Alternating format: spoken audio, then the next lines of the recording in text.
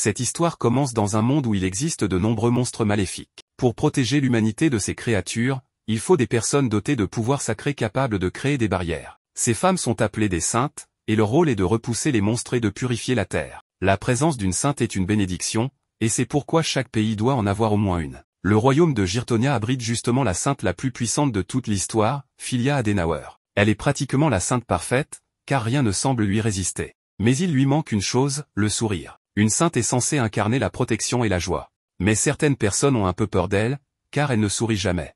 Jamais, au grand jamais. Un peu plus tard, un jeune blond nommé Oswald demande à un marchand qui est cette magnifique jeune femme. Le vendeur lui explique qu'il s'agit de la sainte locale, ce qui laisse comprendre qu'Oswald n'est pas d'ici. Le marchand précise ensuite qu'il existe deux saintes. Il y a Mia, une jeune fille douce, adorable, dont le sourire est considéré comme un trésor national. Et Filia, bien qu'elle soit l'aînée et bien plus puissante, a du mal à communiquer avec les autres. Par exemple, quand on lui demande si elle a accompli certaines requêtes, elle répond oui, mais d'une manière froide et distante. Cela dit, tout le monde lui reste reconnaissant. Ils vivent dans un territoire aride et stérile, avec peu de ressources naturelles. La vie était très difficile, jusqu'à l'arrivée de Filia. Elle a tout changé, améliorant la vie de tout le royaume. Mais en accomplissant absolument tout ce qu'on lui demande, elle finit par éclipser les autres, ce qui crée un certain malaise. De retour chez elle, sa mère, Cornelia, ne tolère pas que Filia ait mis autant de temps à accomplir une tâche. Elle la considère comme inutile pour avoir mis si longtemps à devenir une sainte. Pas comme Mia, qui, grâce à sa charmante personnalité, est devenue sainte en à peine un an. Sans raison valable, cette femme se met à insulter sa fille, elle dit qu'elle a un sale caractère, qu'elle est un fardeau pour la famille, et qu'elle ferait mieux d'arrêter d'étudier autant la médecine pour se concentrer sur l'amélioration de sa personnalité. Filia ne comprend pas pourquoi les choses sont ainsi. Elle pensait que le rôle d'une sainte était de servir le royaume, ce qu'elle fait parfaitement. Mais chaque fois qu'elle se donne du mal, elle finit simplement par être encore plus isolée. Sourire? Être charmante? Elle ne sait tout simplement pas comment faire. Elle n'a jamais appris à sourire, et c'est peut-être pour ça que ses parents se sont détournés d'elle. Depuis toute petite, elle a vu comment ses parents donnaient tout leur amour à Mia, et pas à elle. Elle a donc compris qu'elle devrait travailler 2 fois plus dur pour gagner un peu d'affection. De son côté, Oswald continue d'enquêter sur Filia, et découvre que son nom de famille est Adenauer, une lignée célèbre pour avoir donné naissance à de nombreuses saintes. Filia est entrée à l'église à l'âge de 5 ans, où elle a appris le protocole, la magie et les arts martiaux. Elle explique qu'à défaut de charisme, elle a décidé de s'améliorer dans d'autres domaines. Ses parents l'ont envoyée dans une formation sainte très dure, où elle a dû survivre seule dans le désert, ou sous la neige pendant des jours entiers. Son propre mentor lui a rendu la vie impossible, lui lançant des paroles aussi blessantes que celles de sa mère. Après avoir passé autant de temps dans cet enfer, à poursuivre un objectif presque inaccessible, la pauvre Filia a fini par perdre toute capacité à sourire. Oswald lit alors qu'elle a été nommée sainte à 16 ans, et qu'elle est la meilleure de tous les temps. Aujourd'hui, à 19 ans, le roi a reconnu ses exploits et l'a fiancée au second prince de Girtonia, Julius. Mais l'enquête d'Oswald est interrompue, un chevalier vient le chercher pour l'emmener auprès de sa majesté. Filia, de son côté, raconte que suite à ses fiançailles avec le prince, elle pensait que ses efforts seraient enfin récompensés. Mais ça n'a pas du tout été le cas. En rentrant chez elle, elle retrouve sa sœur Mia, qui lit tranquillement dans sa chambre à elle, car elle trouve l'endroit plus agréable. Filia n'a jamais eu l'impression d'être chez elle, mais passer du temps avec sa petite sœur est la seule chose qui en vaille la peine. Mia lui demande ce qu'elle a dans cette boîte, et Filia lui avoue lui avoir acheté quelque chose en cadeau. Mia n'en revient pas, elle promet de le chérir pour toujours. Le lendemain, elle veut même accompagner sa sœur pour l'aider à acheter une tenue pour voir le prince Julius. Mais Filia lui dit qu'elle ne pourra pas, justement, elle doit le rencontrer demain. Elles conviennent donc de sortir un autre jour. Et Filia sent que, malgré toutes les difficultés, tant qu'elle est avec Mia, elle peut être heureuse. Pendant ce temps, le prince Julius parle mal de Filia avec ses subordonnés. Il pense qu'elle est devenue arrogante, simplement parce qu'elle est la plus forte. L'un d'eux affirme qu'on ne peut pas la comparer à la sainte légendaire qui avait sauvé le monde d'Asmodée, le grand archidémon. Julius est d'accord. Et comme il estime que Girtonia n'a pas besoin de 2 saintes, il met en place un plan pour se débarrasser de Filia. Mia marche en ville et on voit bien que tout le monde l'aime, car on vient rapidement lui offrir des cadeaux pour sa gentillesse et son dévouement. De son côté, Filia se demande pourquoi le prince Julius l'a convoqué. Elle remarque que le carrosse de sa famille est aussi présent et se demande si ses parents sont venus eux aussi. Peu après, elle le retrouve, et Julius lui dit être ravi d'avoir appris qu'elle avait éliminé seule les loups-garous du Nord-Ouest. Il ajoute même que les soldats se plaignent qu'elle leur vole leur travail et qu'elle leur donne des conseils sur leur formation. Il lui rappelle que ce n'est ni la place ni le rôle d'une femme. Filia ne comprend pas pourquoi il dit ça ni pourquoi il est de si bonne humeur. Julius lui révèle alors qu'il vient de recevoir une nouvelle, leurs fiançailles sont officiellement annulées. Filia lui demande une explication. Il avoue vouloir épouser Mia. Il ajoute que Filia est devenue trop parfaite, distante et désagréable, alors qu'une sainte devrait juste prier et ne pas se croire supérieure. Pour lui, Mia est bien meilleure, plus belle, douce et charmante. Il est convaincu que tout le monde choisirait Mia sans hésiter. Filia lui demande si Mia est au courant, mais il répond que non, même si à la dernière fête elle a tenté d'attirer son attention, donc elle sera sûrement contente. Les parents de Filia arrivent et approuvent ce nouveau mariage. George, son père, est content, et sa mère lui demande de partir pour que Mia puisse être heureuse. Filia ne sait pas si c'est juste, mais tant que Mia est heureuse, elle est prête à accepter. Cependant, Julius lui annonce qu'au cas où Mia refuserait, il a décidé de vendre Filia au royaume voisin de Parnacorta, dont la sainte est récemment décédée. Il leur a offert la meilleure sainte, Filia, et ils ont accepté en proposant une somme équivalente au budget annuel du royaume de Girtonia. Tout se déroule selon le plan, le peuple aimera Julius, il donnera 30% des gains à la famille Adenauer, qui deviendra noble. Julius pense sincèrement que tout le monde y trouvera son bonheur. Même George ne comprend pas comment un autre royaume peut payer autant, mais la mère de Filia dit qu'enfin elle a fait quelque chose de bien pour la famille, leur permettant d'accéder à la noblesse.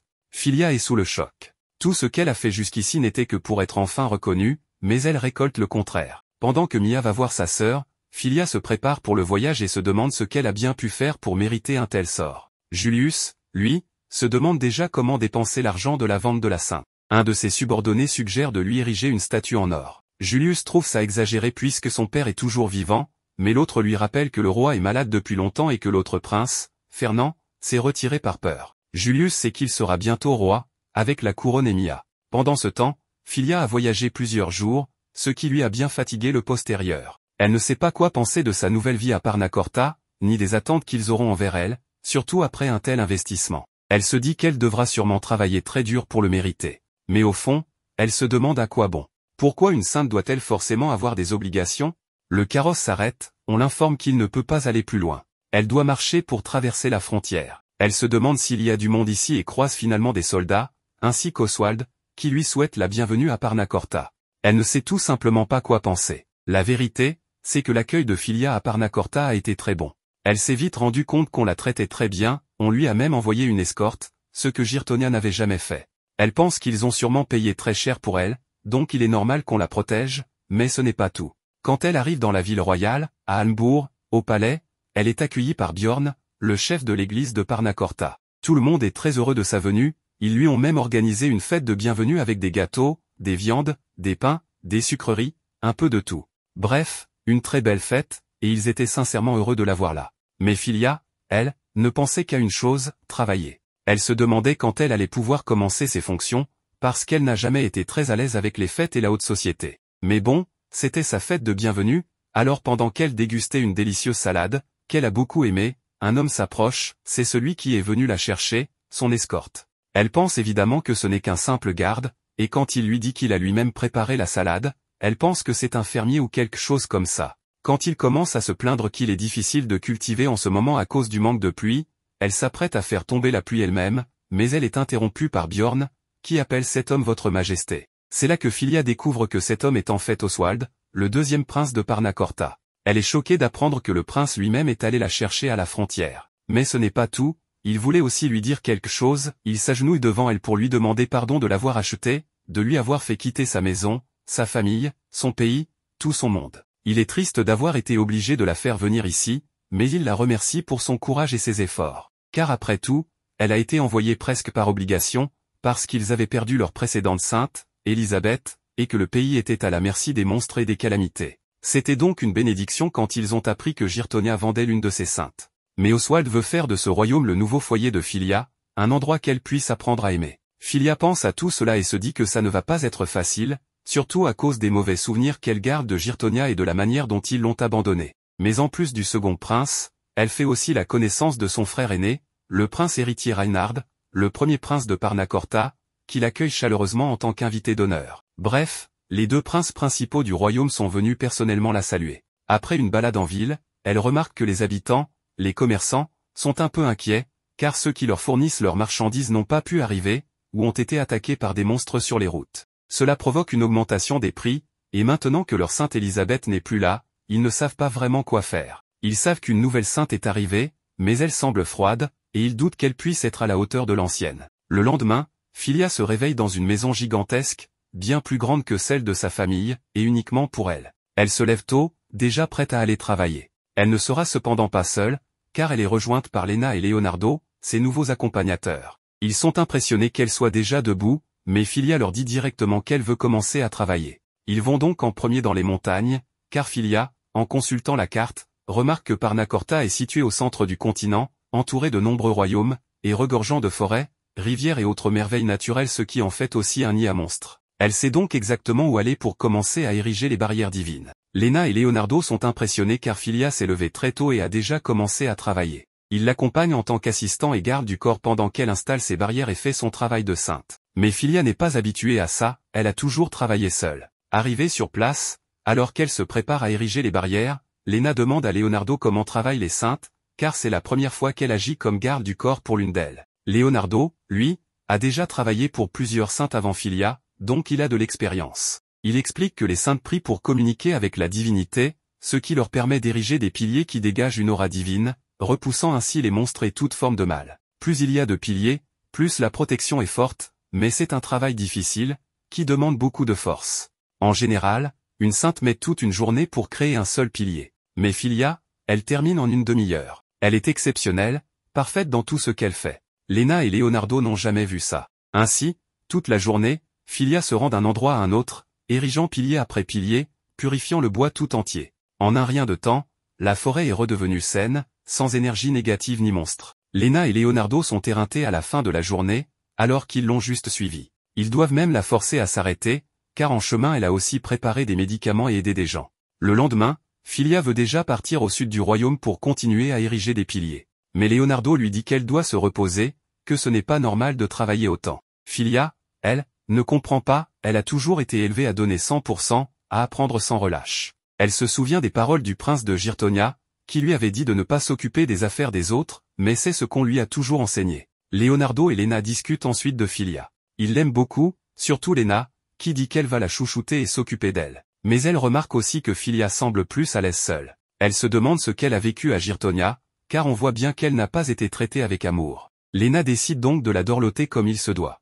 Le lendemain, tout le monde est heureux, la nouvelle sainte impressionne, les marchands peuvent revenir en ville, reprendre leurs activités, et tout le monde la remercie. Le prince Oswald entend ses éloges alors qu'il se promène dans la capitale. Mais de son côté, Mia ne va pas bien. Elle est seule maintenant. Même si elle est une bonne sainte, c'était surtout grâce au conseil de Philia. Sans sa grande sœur, elle est perdue. Le prince remarque lui aussi que les monstres s'approchent dangereusement de la capitale. Il n'y a pas de soldats car jusqu'ici, Philia s'occupait de tout sans jamais déranger personne. Désormais, le prince de Girtonia va devoir puiser dans les fonds donnés par Parnacorta pour renforcer la sécurité du royaume. Les gens croient que Mia saura gérer la situation, mais depuis le départ de Philia, tout semble empirer. Mia, elle, est convaincue que sa sœur ne serait jamais partie sans prévenir. Elle a demandé à leur père pourquoi Philia était partie, mais il ne lui a rien dit, juste qu'elle était partie, point. Mia ne le croit pas. Elle pense que sa sœur a été obligée de partir et elle jure que celui ou celle qui l'a éloignée va le payer.